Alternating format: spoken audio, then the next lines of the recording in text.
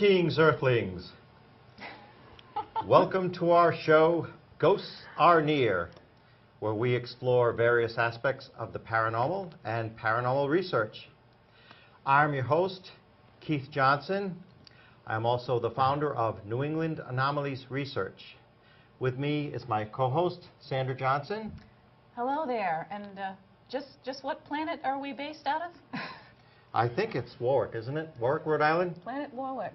Okay. A world unto itself. World unto itself. And this guy is? Carl Johnson, senior member of New England Anomalies Research. Yes, thank you, Keith, for that intro from Plan 9 from Outer Space. Indeed. Oh, that's what that's from. Sounds like it. Close. We have a very, very special guest with us today. She is a dear friend and also a very valued member of New England Anomalies Research. I'd like to introduce Ms. Kimberly Brager. Hello. Hello, Kim. Hello, Nice of you to join us today. Thank you. Thanks for having me. We finally have you as a guest. I know. It's been a while. Yes. Been trying to arrange this. Mm-hmm. She's finally ready Now for a screen debut. Well, I don't know about that. Let's get the Kimberly story. Now, what first interested you in paranormal research? Well, I've always been interested in it ever since I first started seeing spooky movies, and I thought, oh, that's so cool. Mm-hmm. You know, I wonder if that really exists. And, you know, it was just something that was always in the back of my mind, and I think it became more real when I started actually having a couple of experiences. I mean, I never had experiences up until really my first house that I bought was about a 100-year-old house. And I owned it for probably about 3 years, and I had something just occur there that just kind of blew my mind. I said, oh, that's very interesting. And then the second house that I happened to buy was a 150-year-old farmhouse in Massachusetts, and that also had some things happening. And can you tell us, can you back up a little bit Sure. and tell us what happened in the first house? Well, in the first house, I was home alone on the second floor. I had a small dog, a Basenji. It's a little 20-pound yodeling ears, right? dog with big ears and a corkscrewed tail. And I was reading in bed one night, and she always hangs out in the bed with me. We'll usually sit on the corner of the bed and just kind of hang out or fall asleep. And she started freaking out all of a sudden. As if she heard something.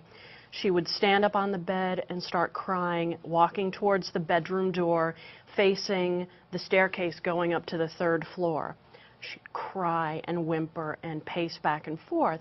She did this for probably about 5 or 10 minutes. I thought it was just that she had heard a dog or an animal or something outside walking around, because it's kind of a busy area, so I just assumed she heard something outside. So I didn't pay any attention to it, and then I'd say about 10 or 12 minutes later, after she's just going bonkers, the attic door on the third floor slammed shut. And no windows were open, the natural state of rest of the door was actually to be wide open, because it's an old house and it was a little lopsided, so it always would rest wide open against the wall, and it slammed shut. And being the inexperienced ghost hunter that I was, I totally freaked out, grabbed the dog, grabbed the phone, and ran outside and just stood out there for a few minutes and started calling people saying, come over. I don't want to be here just now. Right. So that was my first experience. That was the only experience I had in that house. Do you know any of the history of the house at all? There were 2 previous owners. There wasn't really anything special about it. It was a colonial house and a bit more of an upscale colonial house. So there was a woman, an elderly, wealthy woman who owned it, and I want to say that she had passed away at an old age, Right. but that's really about it. I mean, no Indian burial grounds, no headstones removed kind of story. No, the usual story. No, the usual story, no. So, but that was the only incident from that house. Yeah, That was the only incident from that house. And then you had Yeah. something happen in the next house that you moved into. Oh, I had several things happen Yeah. in that next house. It was a beautiful old farmhouse, and I love old houses. They have so much character, and I'm just always very much attracted to them just because of their looks and functionality. And I've had a couple of instances where wood floors throughout the house. I'd be sitting watching TV, and all of a sudden it sounds like someone's walking on the wood floors because I would hear the wood creaking as it's against the joists underneath. So I would hear walking every once in a while. But most of the time anything that happened was upstairs on the second floor, and usually when I was in the bathroom up there.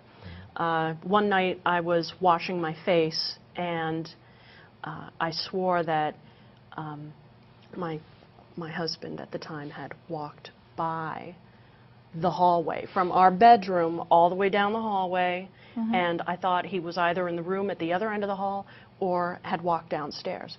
And I was just finishing washing my face, literally 3 inches from the hallway, the way it's laid out. And I finished washing my face, and I walked into the bedroom, and he was passed out cold. So it was not So, no, and it wasn't like I felt something go by. I mean, the floor creaked. It creaked all the way down the hallway. So, I mean, definitely heard it and felt it. And before you go on to any of the other incidents that happened in that house, would you say that many of the things that happened in or around the bathroom? I wouldn't say many things, but I'd say definitely a fair share of things. For the most part, happened up around the bathroom. I've come to learn that water is an excellent source of Exactly. energy and a Right. conductor of energy. Yes, and for the most part, everything would happen at night. I had 1 or 2 incidences where I was downstairs on the first floor, but nothing necessarily near water. Anything truly terrify you there? Really frightening? No, but I think I had gotten nervous once or twice because I had just happened to watch a scary movie, and I was home alone, and Happens every time. I just suddenly get that weird feeling going up the back of my neck, and I would just make a beeline from the staircase straight to my bedroom. I'd totally run as fast as I could past that bathroom. I just didn't want to go near that whole area. But nothing truly terrifying. I never felt threatened at any time. I was actually very comfortable in that house. So if there was something there, I definitely didn't feel threatened at all. There was nothing negative that happened, no losing of anything, no destruction of anything. Right. So I think Just it a was little fine. unsettling, maybe. Yeah, a little unsettling. Yeah, The element sitting of the there alone unexpected. and hearing the floor just move behind you kind of starts you a little bit, but yeah. But ultimately, it probably piqued your interest and got you started thinking about becoming an investigator, maybe, or Absolutely. Absolutely. I looking felt, at this field a little more closely. Yeah, because even though I was really interested in it and there was a hope that, oh, this stuff really is real, still, most of my experiences were just, watching movies and just kind of hoping that. But once I actually started experiencing a couple of things, it definitely gave me pause and made me think, well, maybe there's something a little bit more here. Now, what led you to New England Anomalies research? Oh, well, I met...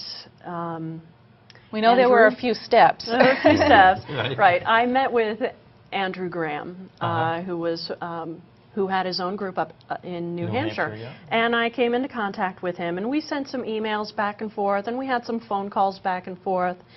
But nothing ever really materialized. And I think that went on for about a year. Just every once in a while, we would ping each other, and one of us would be too busy. So nothing materialized until... As a matter of fact, all the timing came together at the right moment. I had just moved from Massachusetts down to Rhode Island, and Andrew got in touch with me about a month or 2 later and said, hey, well, I'm going to be down in Rhode Island. I'm going to be meeting with Keith and Sandra and Carl, and, we're going to work on joining our groups together. Are you interested in a meeting? I said, absolutely. He said, now I know it's a far drive from Massachusetts. I said, I just moved to Rhode Island, and apparently I'm 10 minutes from where you guys are meeting. So just everything came together at the right time, and then I met basically everybody all at the same time and joined right after that. We're very glad you did. Very glad. The Thank rest you. is history, so they say. Yes. As I remember, that meeting was at Starbucks. I'm not supposed to say that, but that's where the yes, a coffee house that begins with a Buckstars. Yeah, one of those ubiquitous coffee houses. And that's where TAPS always met, and that's where N.E.A.R started off meeting. Now we meet at a Chinese restaurant maybe every other week. Yeah. And The name of which we won't mention on air. JD. Really good food. Really good. Yes, Just the initials. Very good stuff. So, some of the investigations you've been on with us since joining New England Anomalies Research. I'd like to talk about Ramtail, your experience at the Haunted Mill site, Ramtail in Foster, Rhode Island. Yes. Which, of course, we discussed with Tom D'Agostino when he was our guest. That was an interesting place. It was beautiful weather. It was nice and warm in the evening, and we were walking in there around sunset. I'd say it was. It's a good 25-minute hike. Yeah, that's a good hike in there. As we got closer to Ramtail, it definitely got darker and rather dark, but you could still just barely make out things, trees, bushes, that kind of thing. Right. I remember walking, Russ, the other member of our group, and I were walking, and we were last in the bunch going 2 by 2 down the path. And I remember just stopping to look for some reason, and I don't know. I mean, I didn't hear anything. I was just looking around, taking pictures, doing the good investigative kind of stuff. Right. And I stopped and looked at a tree, and I saw from here down, I saw part of a torso, but mostly just legs, literally take one step out from behind a tree, stand there a second, and then move back again behind the tree.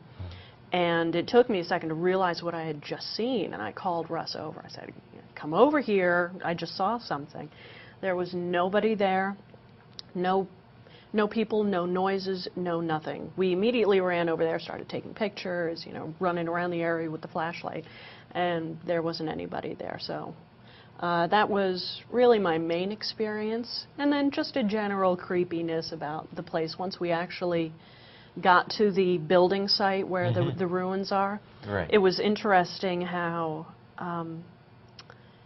at one point all noise had stopped. Like we heard people, we heard men not that far away walking around and talking, but I couldn't really understand what they were saying, so I thought they were far away. And we saw no flashlights or anything like that. Nothing. We extinguished ours, but nothing in sight.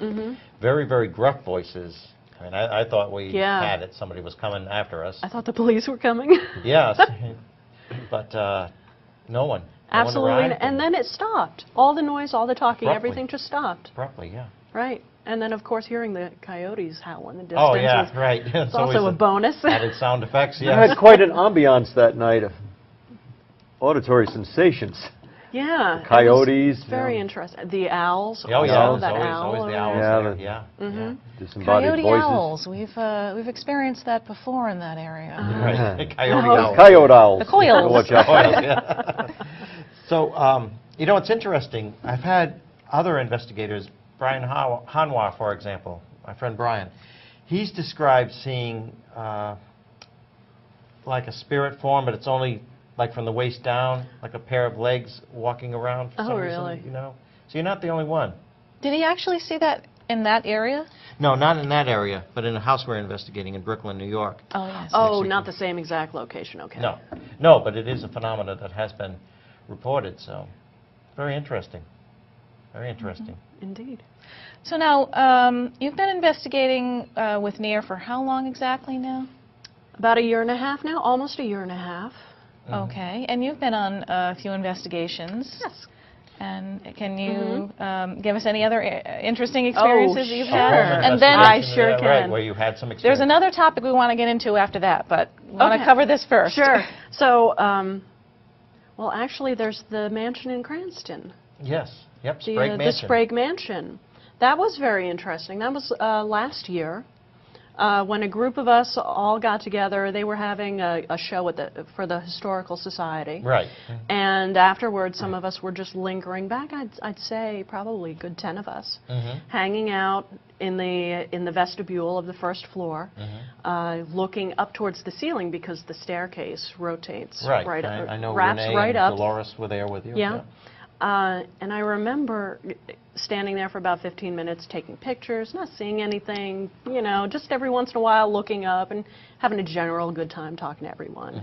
And at one point I looked up and I saw up on the 3rd floor, the flight going right up to the 3rd floor, I saw a mass or something just go right up. And it wasn't a full person, it was short, so I saw it through the banister, through the spindles and the banister going up. And all of the doors up there were locked. I mean, they cleaned everybody out of every single room on the 2nd floor and the 3rd floor. And so I had seen that. That's the first time I've actually seen anything that I couldn't really explain. The second time was at Ramtail with the legs. Right. So I had that experience at Sprague. Of course, no pictures. Would you describe that as a shadow figure, a shadow person maybe? Or was it that distinct? I couldn't tell that it was a person. It just looked like a form, kind of like Was it no kind of real blackness definition. or like a brown color? No, it wasn't black. It was like a light gray almost. Not very light. It was lighter than the blackness up there at the staircase. So I can't really explain to you what I saw. I just saw a mass probably about this big, just boop, right up the stairs. Okay, because I've seen something like that myself, not at the Sprague, but I know exactly what you're talking about. What I saw was like a blackish brown color, but the same round, kind of moving very fast. Very small. Oh, where did you see that? Actually, when we did the Penn State conference, the day we left from the bed and breakfast that we were staying in. Oh, that's right. I remember. And you at the hotel you were staying Oh my with, you goodness! experienced some things there. So we're at the Paranormal University, and you're thinking that, you know, you're taking tours of these really old buildings, and that's where you're going to experience your activity. That's where you're going to hear stuff, see Not stuff. necessarily No, so. we're staying at some cheap hotel, like 30 minutes outside of town. And some other investigators in our group at the time and I were hanging out in their room. They had a huge room.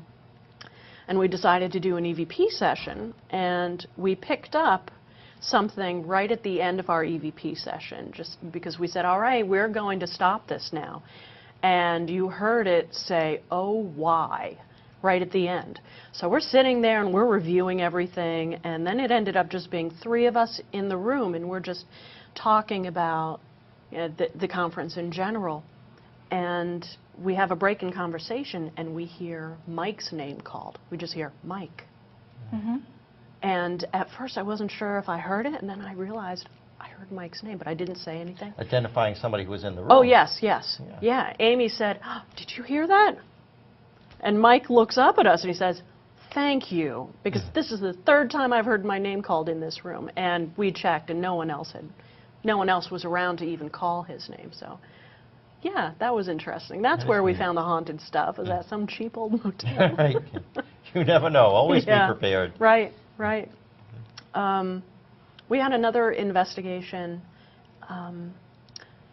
in Rhode Island where there was reported potential demonic activity. And I didn't realize I had experienced anything until the end of everything. So, you know, we spent hours there, and it was a long investigation. you know, filming and taping and interviewing and so forth. And then it came time for the blessing, because he wanted a blessing in the house. And we went through all the rooms. Yes, that's true. We went through the whole blessing in the house, and then we're just finished, and we're, you know, talking and packing up and getting ready to leave. And Tammy just looks at me and starts taking my picture, and it's 2 o'clock in the morning. I don't want you taking my picture at 2 o'clock in the morning.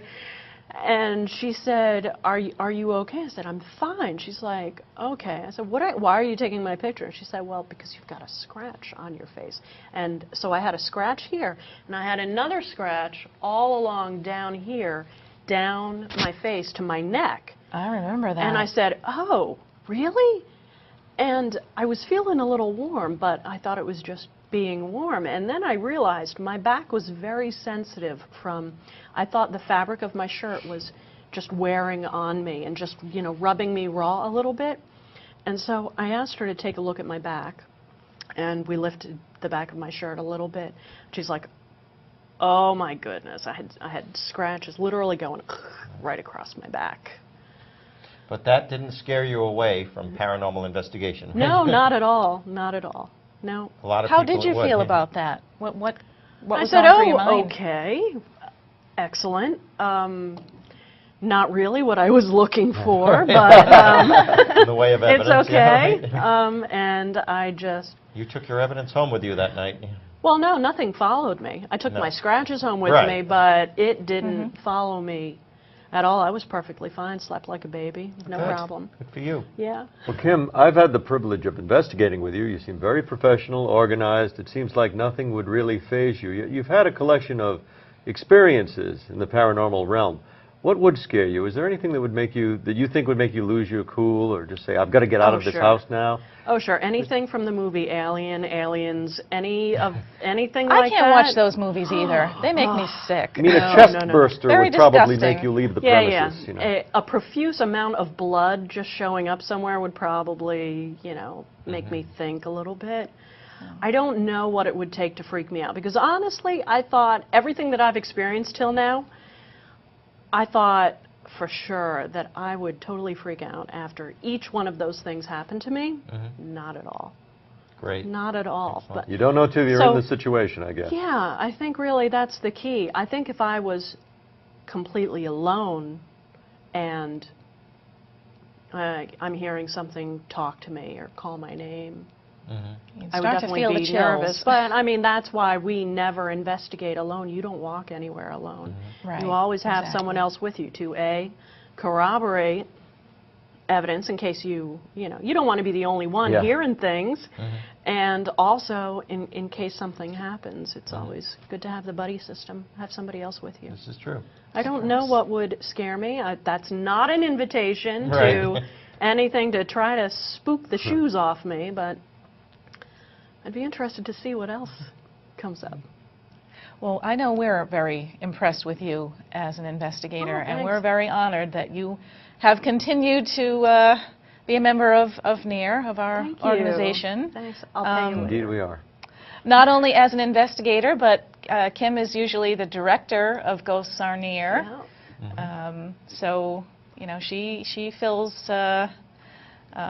many of the jobs that turn up in and around N.E.A.R and Ghosts Are N.E.A.R. It's nice to get her out of the control room for a change. Yes, it is. In fact, there's another topic that we wanted to broach with you. Right.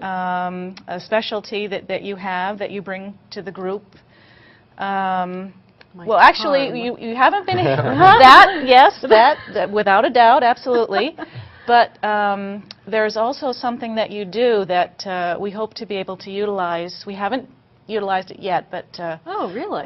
within our organization and on our investigations. And if you could, you know, describe to our audience, you know, what you do, what you specialize in, what you're learning.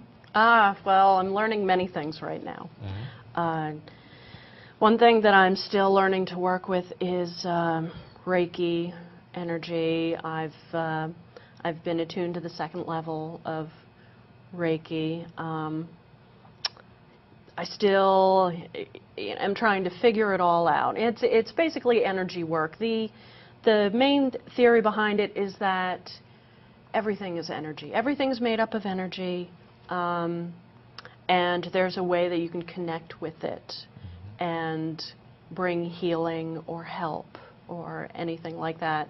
It's kind of like a laying on of hands, so to speak, but it isn't necessarily religious in nature. It's not a religious laying on of hands. It's just, you know, just in general, touch can be very therapeutic, and that does a world of good for many people.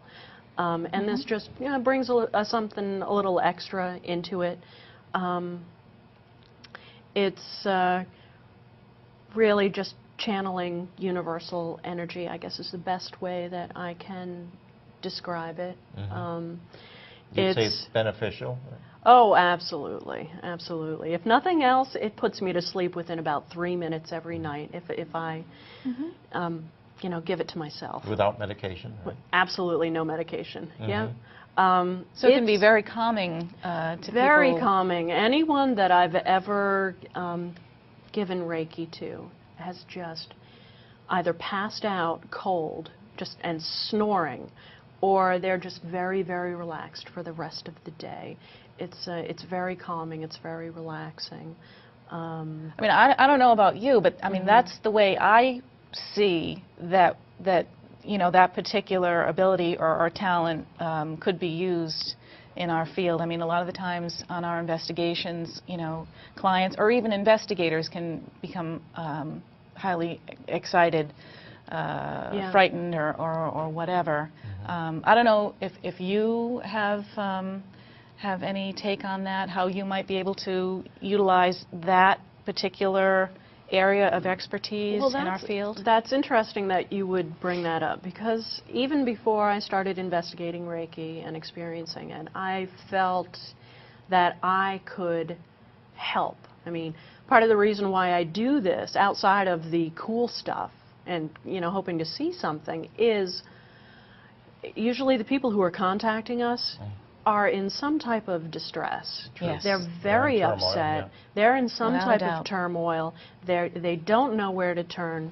They're very upset. And I just feel that in general, you know, I just want to comfort people and just say, you know, it's okay. You're not going crazy. Let's, you know, let's try to help you. Exactly. And I haven't really thought of actually pulling Reiki into it specifically, because I don't, one of the rules is you don't give it without permission. Right. That's understandable. So, you know, I would not just start, you know, directing it at anybody. But I think just, if nothing else, it helps calm me down more.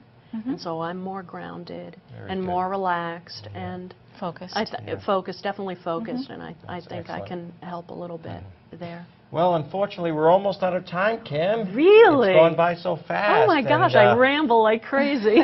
No, you're a wonderful, wonderful All those guest. questions I was going to ask. We will definitely have you Time's back gone by. again. Definitely. Okay. Definitely. Thank you so much. We so much appreciate it, Kim. Thank you for having me. Yes, and Sandra, would you like to give a little info on our contact I would like information? to. Absolutely. We'd like you to know that we at N.E.A.R, or New England Anomalies Research, are available to research alleged hauntings or assist those of you who may be experiencing unexplained phenomena in your home or business. We'd also like to hear from you if you have a show suggestion or would even like to be a guest on Ghosts or N.E.A.R.